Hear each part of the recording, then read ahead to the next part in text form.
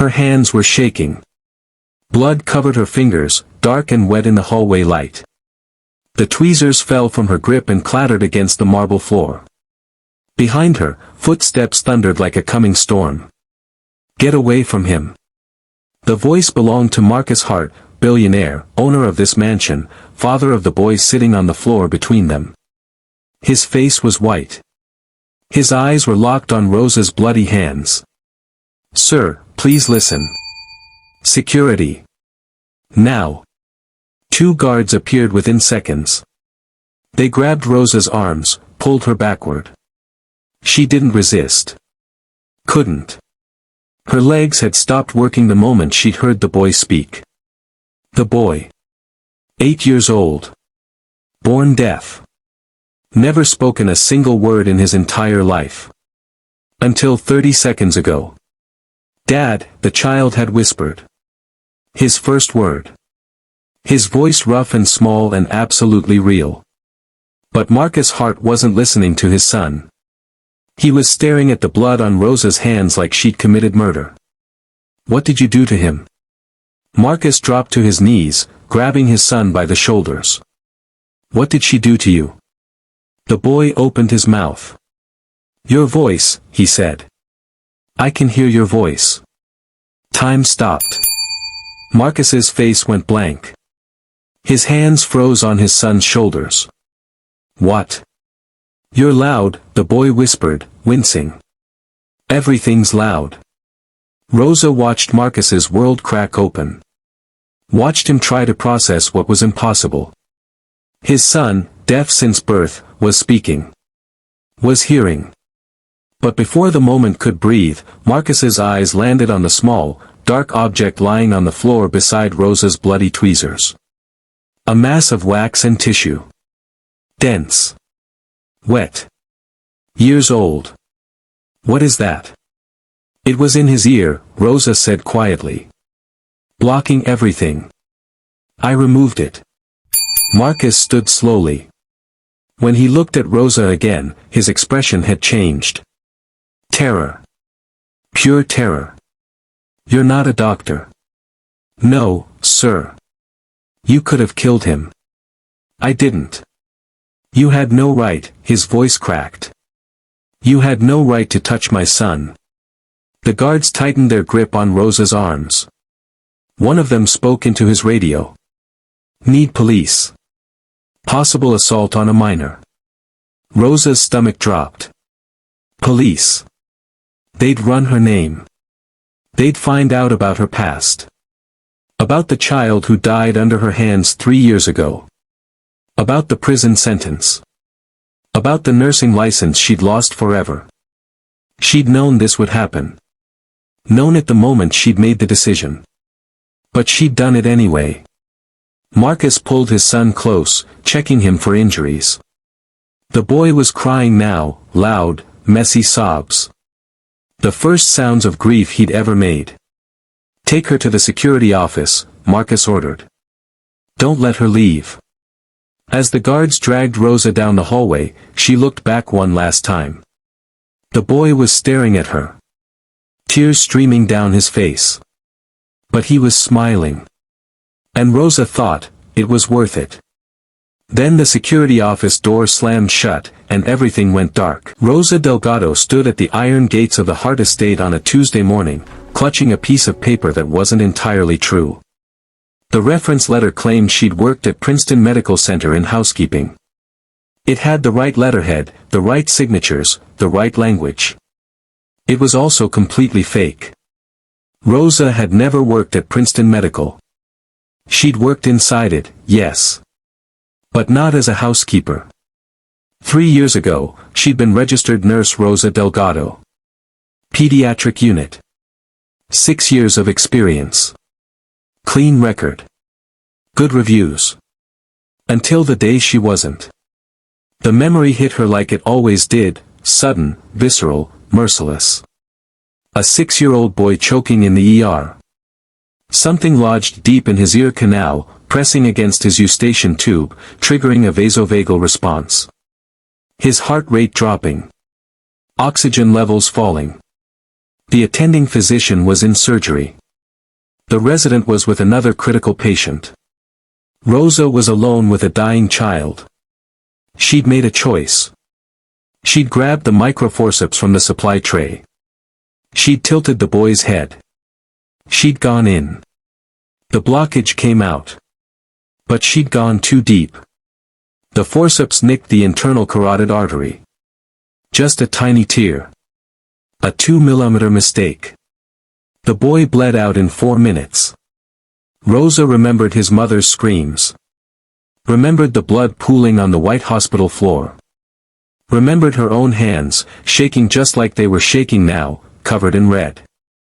Practicing beyond scope of license. Criminal negligence. 8 months in state prison. License permanently revoked. The nursing board had been clear, you are never to provide medical care to another human being as long as you live. Rosa had nodded. Agreed. Signed the papers. She'd meant it. But then her grandmother got sick. Stage 4 kidney disease. Dialysis 3 times per week. Nursing home care at $6,000 per month. Rosa's savings ran out in 5 weeks. She'd begged for payment plans, applied for aid, sold everything she owned. Nothing was enough. 6 weeks ago, the eviction notice came. The nursing home was transferring her grandmother to a state facility. The kind of place where patients lay in their own waste for hours. Where infections spread like wildfire. Where people went to die alone. Rosa couldn't let that happen. So she'd paid a man in Newark $400 to forge a reference letter.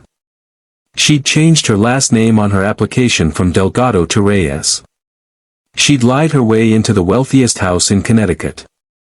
All she had to do was keep her head down, clean floors, collect paychecks. Don't get close. Don't get noticed. Don't touch anyone.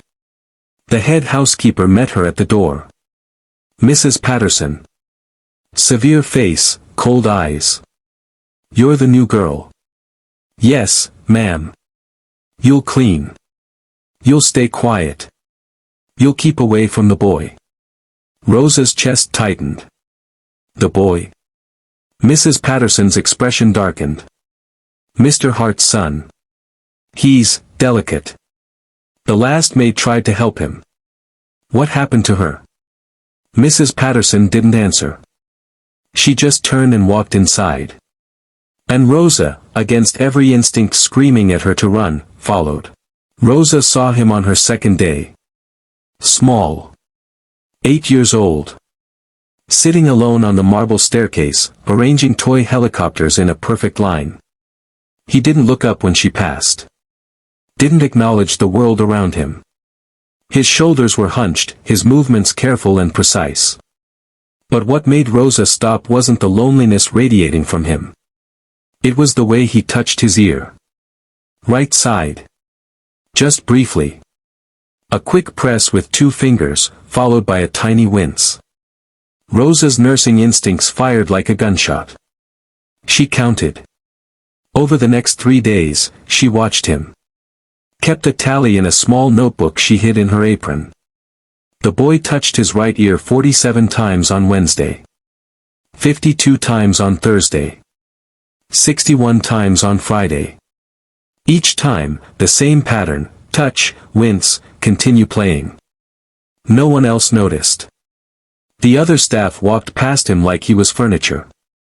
Mrs. Patterson told Rosa explicitly, don't engage. Mr. Hart has specialists handling the boy's condition. But Rosa had worked pediatrics for 6 years.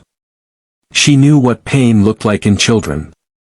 Knew how they hid it, minimized it, learned to live with it because adults stopped listening. On Friday evening, she broke the rule. The boy was in the sunroom, struggling with a model airplane wing. His small fingers couldn't get the piece to fit. Frustration creased his face. Rosa knelt down beside him. She gently took the wing, fitted it into place with a soft click. The boy looked up at her. For a moment, they just stared at each other. Then the tiniest smile flickered at the corner of his mouth. Rosa smiled back. Gave him a small wave. He waved in return.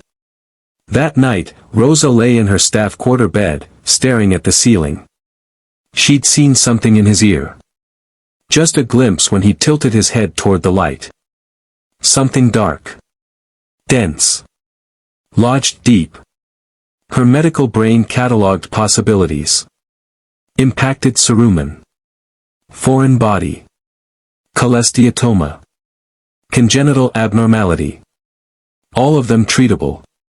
Most of them simple. But she couldn't say anything. Couldn't ask questions. Couldn't reveal that she knew more than a housekeeper should. The next morning, she left a folded paper bird on the staircase where he always sat. By evening, it was gone. In its place, a note. 2 words in shaky handwriting. Thank you. Rosa pressed the note to her chest. That night, she did something dangerous. She went to the library, searched the medical files she'd seen on Mr. Hart's desk. Found the boy's records. Flipped through years of specialist reports. Johns Hopkins, congenital sensorineural deafness. Irreversible. Swiss audiology clinic, no surgical intervention advised. Tokyo Medical University, permanent condition. Recommend adaptive therapy. Page after page of expensive doctors saying the same thing. Nothing can be done. But then Rosa found a page that didn't match the others. Handwritten. Dated 5 years ago. Dr. Richard Chen, pediatric ENT, obstruction identified in right ear canal. Dense cerumen impaction with possible foreign body. Removable in single office visit. Below it, someone had written in different ink. Recommend ongoing therapy instead. Monthly visits. $50,000 per session. Rosa's blood went cold. They'd known. They'd known for 5 years, and they'd done nothing. She photographed the page with her phone, hands shaking. That's when she heard footsteps behind her. Someone had been watching. Rosa didn't turn around. She could see the reflection in the window. A man. Tall. Expensive suit. You're the new maid. His voice was smooth. Clinical. Rosa closed the file slowly, turned to face him. Dr. Richard Chen stood in the library doorway. Mid-50s. Silver hair. The kind of face that belonged on hospital fundraiser brochures. Yes, sir. I was just reading confidential medical files. Rosa's stomach dropped. I'm sorry. I shouldn't have. No. You shouldn't have.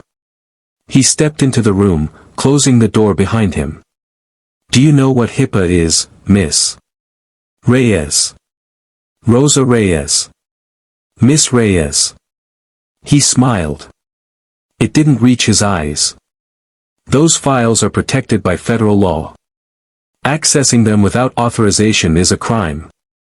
Rosa's throat tightened. I'll leave. I won't say anything. Too late for that. He moved closer. Casually. Like a man who knew he had all the power. I saw you watching the boy. Saw you give him that little paper bird. You're getting attached. I just. Mrs. Patterson warned you, didn't she? The last maid got too close. Rosa's pulse hammered. What happened to her? Dr. Chen tilted his head. She asked too many questions.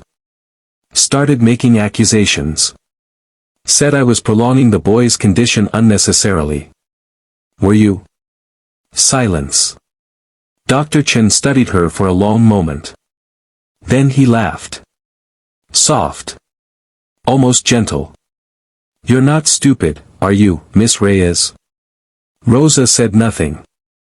I looked into your background after I saw you in here. He pulled out his phone, scrolled through something. Rosa Delgado. Not Reyes. Delgado. Ice flooded her veins.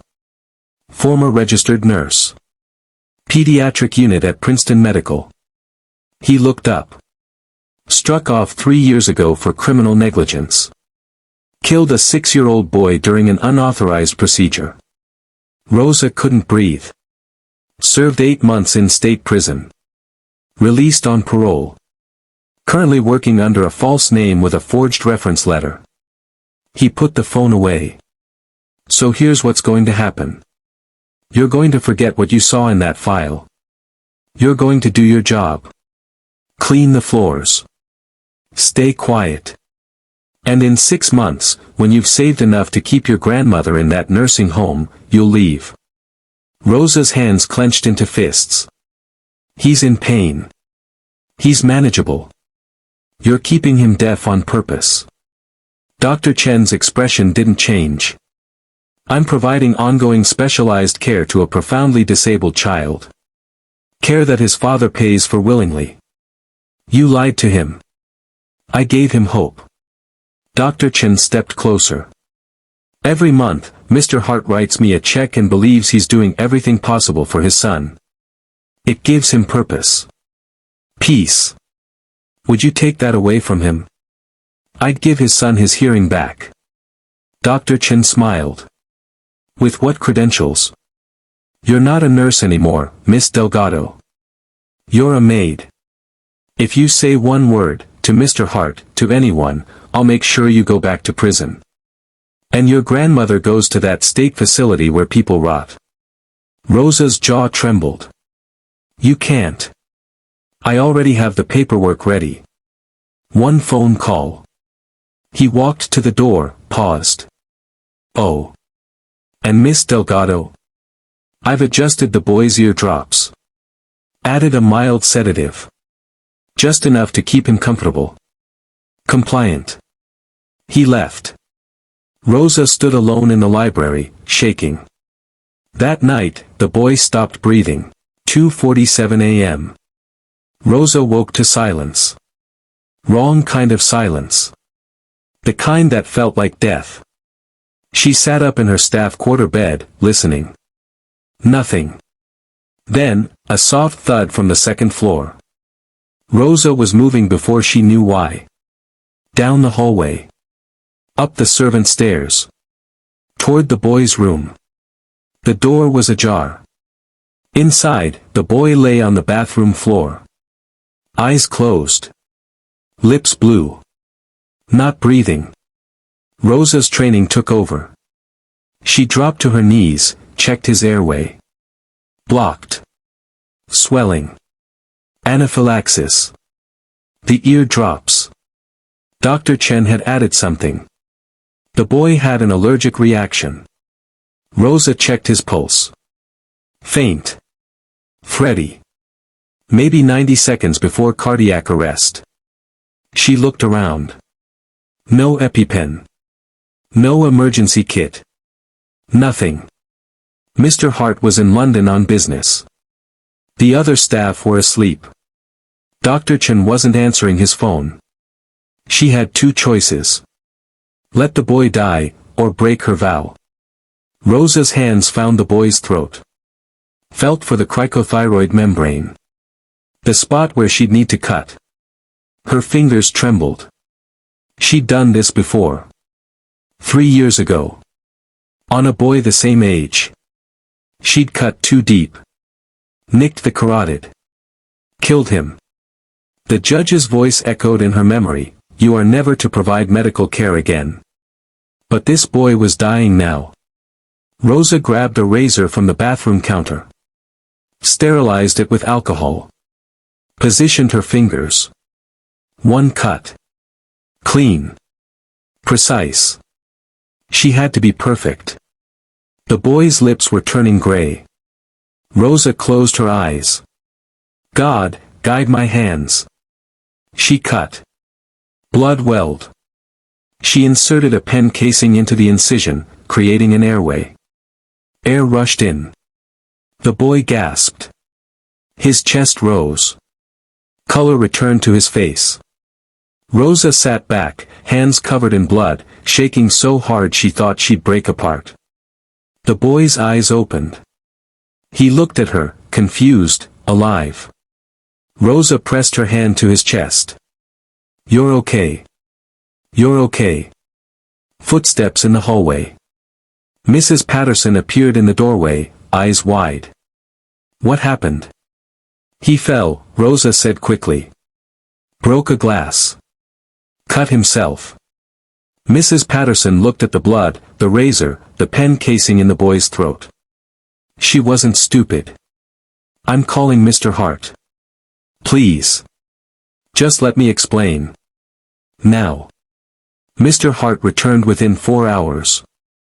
Private jet. Helicopter to the estate. Dr. Chen arrived 20 minutes later. He examined the boy. Studied the emergency tracheotomy. His eyes met Rosa's across the room. He knew exactly what she'd done. And when he spoke to Mr. Hart, his voice was filled with admiration. "Your maid saved your son's life, Marcus. Heroic first aid. You should give her a bonus." Mr. Hart looked at Rosa like she'd performed a miracle. But Dr. Chen's eyes told a different story. After everyone left, he cornered Rosa in the hallway. Leaned close. Whispered, "Touch him again, and you'll join the last maid." Rosa's blood went cold. "What did you do to her?" Dr. Chen smiled. "She's in the garden. About 6 feet under the rose bushes." He walked away. And Rosa realized, she wasn't dealing with a corrupt doctor. She was dealing with a murderer. Rosa didn't sleep. She sat on her bed, door locked, mind racing. Dr. Chen had killed the last maid. Buried her. And no one knew. Rosa had 2 options. Go to the police with no evidence and get herself arrested for identity fraud. Or stay silent and watch the boy suffer. Neither option saved anyone. At 6 a.m., she made a decision. She would document everything. Photograph the ear drops, the medical files, the boy's condition. Build a case. Then go to the authorities with proof they couldn't ignore. But she needed time. The next 3 days, Rosa moved like a ghost. Cleaned floors, avoided Dr. Chen, watched the boy from a distance. He was getting worse. The pain in his ear was constant now. She could see it in the way he held his head, the way he stopped playing, the way his small body curled inward. On Thursday evening, Rosa found him in the sunroom, crying silently. Tears streaming down his face, but no sound. She knelt beside him. Signed, "Your ear." He nodded. She signed, "Can I look?" He hesitated. Then leaned forward. Rosa tilted his head toward the light. And there it was. Deep in his ear canal. Dark. Dense. But now she could see it clearly. Not just impacted wax. Something else. Something with geometric edges. Rosa's breath stopped. She pulled out her phone, turned on the flashlight, zoomed in with the camera. Took a photo. Later that night, she enlarged the image on her laptop.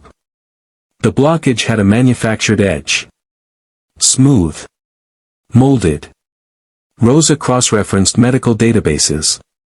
Silicone. Custom molded. Surgically placed. Her hands started shaking. This wasn't a natural blockage. Someone had put this in the boy's ear. Deliberately. Designed to grow with him. To stay hidden. The boy wasn't born deaf. He was made deaf. Rosa's mind spun through the implications. Who had access to the boy as an infant? Who could have done this? She pulled up the birth records from Mr. Hart's files. The boy was born at home. Private delivery. Only 2 people present, the mother, who died in childbirth, and the delivering physician. Dr. Richard Chen. He'd been alone with the newborn for 40 minutes while Mr. Hart was with his dying wife. 40 minutes. More than enough time. Rosa's stomach turned. But why? Why would a doctor deliberately deafen a child? She searched Chen's financial records, public information from medical board filings. 8 years ago, $200,000 annual income. Current year, $6.2 million annual income. 92% of it from one patient. The Hart boy. Rosa closed her laptop. She knew what she had to do. She had to tell Mr. Hart. Show him the evidence. Risk everything. But if she was wrong, if she was seeing patterns that weren't there, she'd lose her job, her freedom, her grandmother's care. And if she was right, Dr. Chen had already killed one person who got too close. Rosa sat in the dark, praying for courage she didn't have. At 11 p.m., she heard glass breaking downstairs. She ran. Found the boy on the floor, convulsing, foam at his mouth. Dr. Chen standing over him with an empty syringe. "You should have listened," Chen said. Then he was gone. And Rosa had 90 seconds to save a dying child. Rosa grabbed the boy, checked his vitals. Seizure. Poisoning. Probably barbiturates. She had no equipment. No antidote. No time. She did the only thing she could. She induced vomiting, cleared his airway, put him in recovery position. Called 911. Paramedics arrived in 8 minutes. They stabilized him. Loaded him into the ambulance. Rosa rode with them, hand gripping the boy's small fingers. At the hospital, doctors pumped his stomach. Ran tests. Confirmed barbiturate overdose. Mr. Hart arrived within the hour, face gray with terror. What happened? Rosa looked at him. At the man who trusted Dr. Chen for 8 years. Who'd paid millions. Who'd lost his wife and was now losing his son. She made a choice. Dr. Chen tried to kill him. Mr. Hart's face went blank. What? Rosa pulled out her phone. Showed him everything. The photos of the silicone plug in the boy's ear. The medical files proving doctors had known for years. The financial records showing Chen's income. The birth records showing Chen alone with the newborn. Your son wasn't born deaf, Rosa said. Dr. Chen made him deaf. Placed a custom plug in his ear when he was 40 minutes old. Has been keeping him that way for 8 years. Tonight, he tried to silence him permanently. Mr. Hart stared at the evidence. His hands started shaking. Why? Money. Your son's deafness has made Dr. Chen a multimillionaire. Mr. Hart's face crumpled. I trusted him. I know. He delivered my wife. Held my son. I thought, his voice broke. I thought he was helping. Rosa said nothing. Mr. Hart looked at her. Really looked at her for the first time. Who are you? Really? Rosa took a breath. My name is Rosa Delgado. I was a nurse. I lost my license 3 years ago after a patient died during a procedure I shouldn't have performed. I've been working here under a false name. She waited for him to call security. Instead, Mr. Hart said, why didn't you tell me sooner? I was afraid. Of losing my job. Of going back to prison. Of. You saved my son's life. Twice. Rosa's throat tightened. I should have said something sooner. You said something when it mattered. Mr. Hart stood. Where is Dr. Chen now? I don't know. Mr. Hart pulled out his phone. Called his head of security. Find Richard Chen. Bring him to me. I don't care how. He hung up. Looked at Rosa. Can you remove the plug? Rosa's heart stopped. Sir, I'm not. Can you remove it? She thought about the boy. About his pain. About 8 years of silence. Yes, she whispered. It's a simple procedure. 5 minutes. Then do it. Mr. Hart, if something goes wrong. Nothing will go wrong. His eyes were fierce. You've saved him twice. You'll save him again. Rosa nodded slowly. But as she walked toward the boys' hospital room, one thought consumed her. Dr. Chen was still out there. And he had nothing left to lose. The procedure took 4 minutes. Rosa used hospital microforceps. Sterilized equipment. Proper lighting. Mr. Hart stood beside her, watching every movement. The silicone plug came out in one piece. The boy gasped. His eyes went wide. I hear, he whispered. I hear everything. Mr. Hart's tears fell. But Rosa was staring at the plug in her hand. Something was wrong. The plug wasn't just molded silicone. There was something embedded inside it. A tiny chip. Electronic. Sophisticated. Mr. Hart, Rosa said quietly. Look at this. He leaned in. Stared at the chip. What is that? Rosa didn't know. But she knew someone who would. She called a hospital technician. Had him scan the chip. The results came back in 20 minutes. It was a microphone. A listening device. Embedded in the plug. Active for 8 years. Broadcasting to an encrypted receiver. Mr. Hart's face went white. Someone's been listening to my son. Not just listening. The technician pointed to the data. Recording. Every sound in proximity to the boy. Stored remotely. Why would? Rosa's mind raced through the implications. A deaf boy in a billionaire's house. People talked around him freely. Assuming he couldn't hear. Couldn't repeat. Business deals. Passwords. Secrets. It was never about the money from treatment, Rosa whispered. That was just the cover. Mr. Hart understood immediately. Corporate espionage. Your competitors knew everything you said. Everything discussed in your house. Mr. Hart pulled out his phone. Checked his stock portfolio. 7 hostile takeovers in the last 5 years. All of them executed with impossible precision. Like the buyers knew exactly when to strike.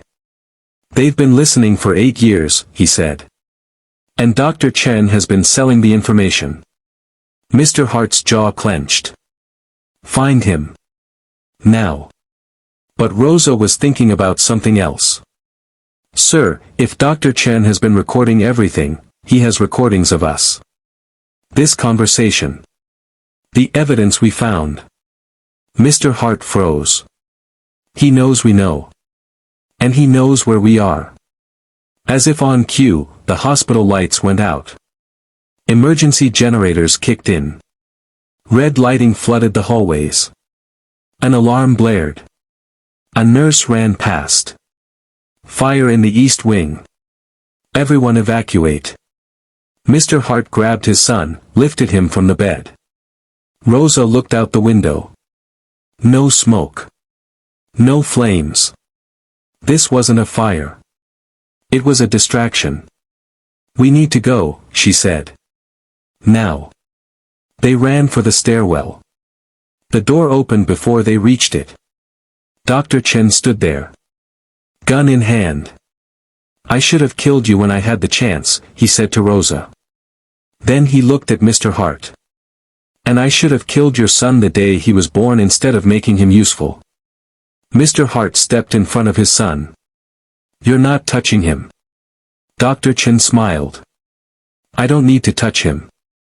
I just need to silence everyone who knows. He raised the gun. Rosa stepped forward. Wait, she said. I can give you what you want. Dr. Chen's finger paused on the trigger.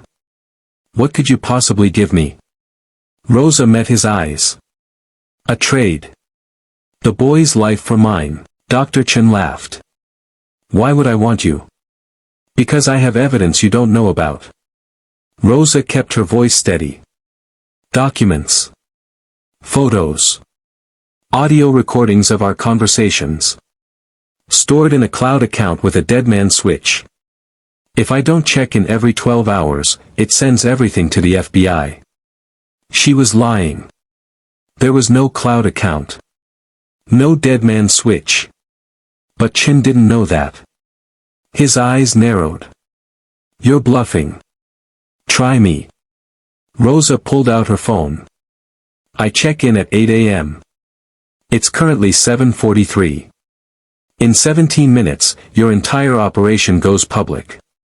Mr. Hart stared at her. He knew she was lying too. But he stayed quiet. Chen's grip tightened on the gun. Give me the login.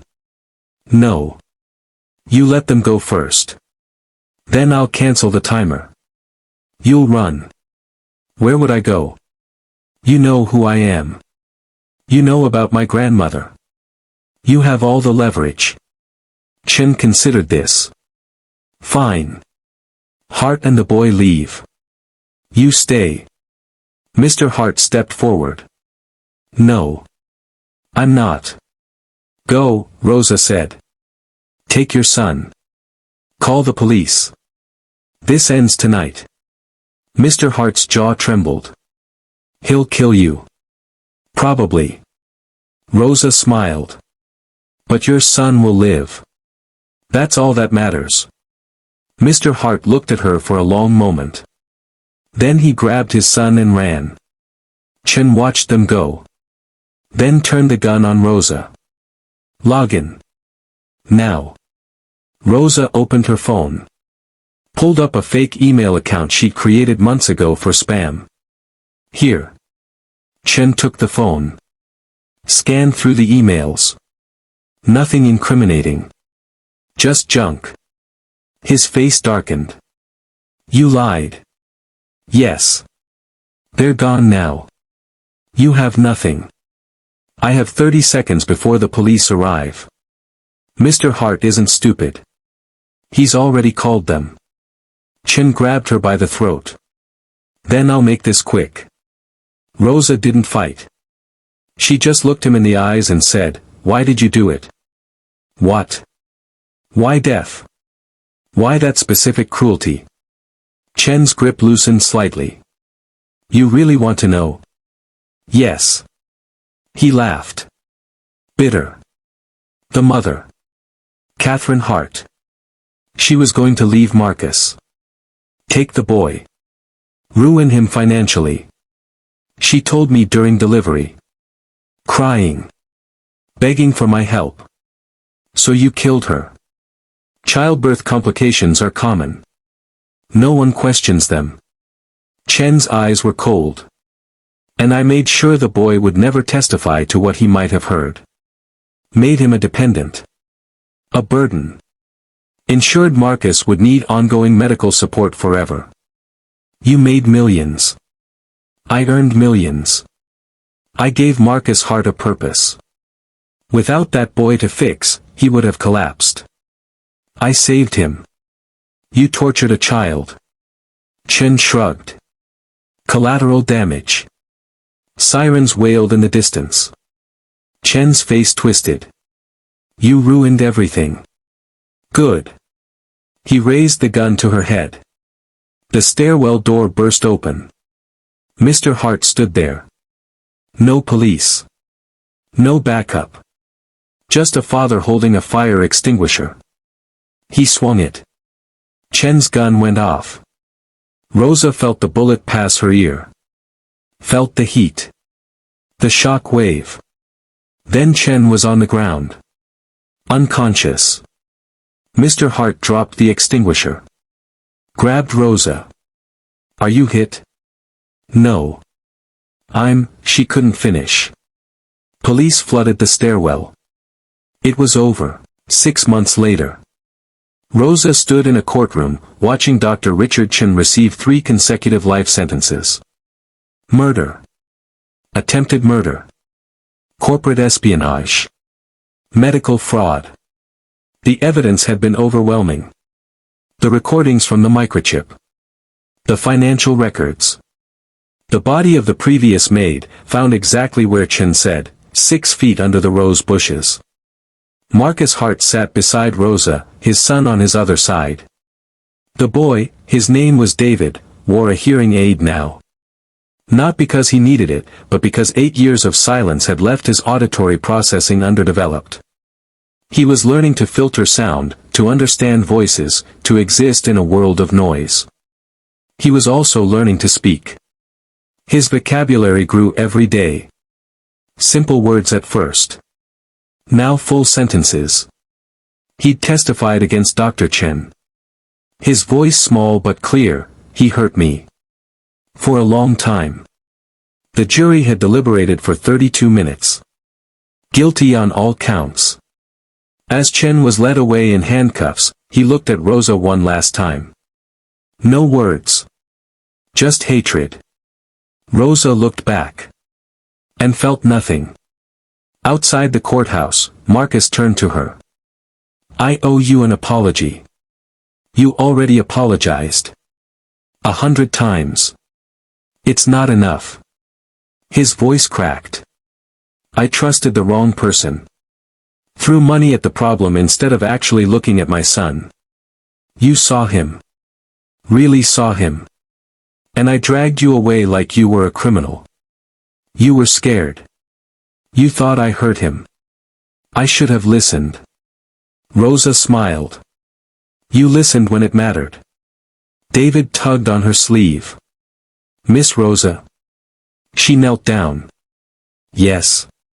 Thank you." His words were still slow, careful. But they were his. Rosa's eyes filled with tears. "You're welcome, sweetheart." Marcus cleared his throat. "I meant what I said in the hospital. The job offer still stands. Private nurse for David. Full medical benefits. Your grandmother can live in the guest house." Rosa had been thinking about this for 6 months. "I can't." Marcus's face fell. "Why not?" "Because I need to go back." Rosa stood. "To nursing. The real way. I'm reapplying for my license. Going through the board review. Doing it right this time. What if they say no? Then I'll find another way to help people. But I have to try." Marcus nodded slowly. "I understand. But," Rosa added, "I'd love to visit David. If that's okay." David's face lit up.